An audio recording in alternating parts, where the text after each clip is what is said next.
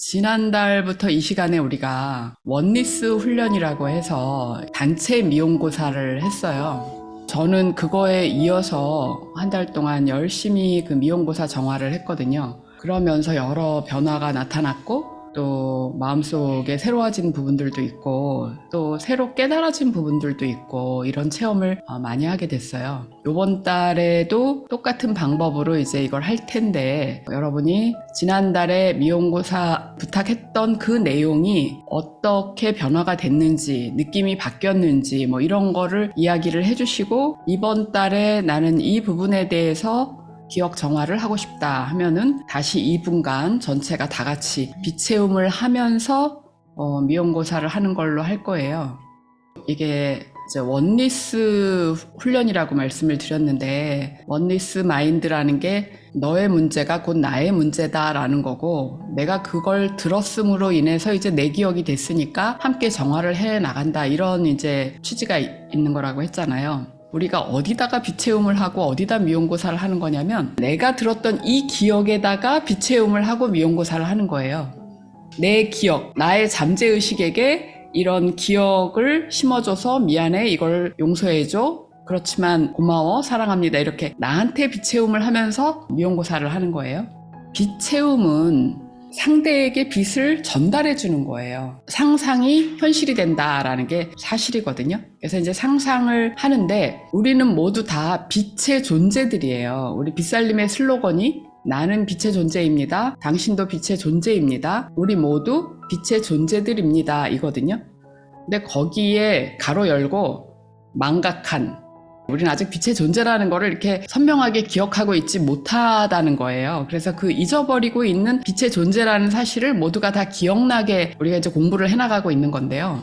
빛의 존재니까 자기가 빛이거든요. 그러니까 자기가 빛인데 그 빛을 나눠준다는 개념이어도 되고요. 또는 상대가 다 빛이에요. 상대가 빛인데 그 빛의 존재임을 망각하고 지금 지내고 있는 거예요. 그래서 너 빛이야 라고 우리가 이제 빛을 보내주면서 채워주면서 그 존재를 일깨워주는 거, 그게 빛체움이거든요. 그럼 여러분이 상상을 어떻게 하시면 제일 정확하면 그 상대의 빛의 고향이 있어요. 우리가 같은 고향일 수도 있고 고향이 다를 수도 있고 이렇거든요. 그럼 상대 빛의 고향에서 상대에게 빛이 내려와서 전달되고 있다라는 상상을 하면서 그 사람에게 빛이 이렇게 내려오는 모습, 그런데 그 빛이 전달될 때 우리 세븐 차크라를 통해서 빛이 들어오는데 어디서부터 들어오냐? 가슴에 위치한 4번 차크라부터 빛이 들어가서 위아래로 7개의 빛이 전달돼서 먼저 차크라의 에너지가 채워지고 그게 365개의 차크라가 된 다음에 이렇게 물질 육체가 만들어졌다. 이런 순서로 이제 간다고 보거든요. 그래서 여러분이 빛체움을 해줄 때는 사람에게 할 때는 저 사람의 빛의 고향에서 빛이 내려와서 가슴 차크라부터 들어가서 빛이 쫙 퍼진다. 그냥 이런 걸 순간적으로 상상하면서 빛을 이렇게 전달한다고 생각하시면 돼요. 되거나 안 되거나 그건 신경 쓰지 마시고요. 그냥 거기까지만 하면 상대에게 빛이 전해지면서 내 빛이 커지거든요. 반드시 함께 가게 돼 있어요. 그래서 이제 그걸 전달하시면 되고 사람이 아니고 문장이나 어떤 대상이나 뭐 이렇게 이제 빛체움을 또 할 수도 있거든요. 그럴 때는 그 대상이 되는 물질이나 뭐 문장이나 내용이나 이런 형이상학적인 어떤 거에도 빛이 들어간다라고 생각하시면서 그 빛을 보내주면서 우리가 미용고사를 하면 되는 거예요. 그러니까 모든 물질이나 모든 존재나 생명이 있거나 없거나 간에 다 파동으로 이루어져 있고 또 빛도 파동이기 때문에 서로 이렇게 전달되는 그 부분이 있는 거거든요.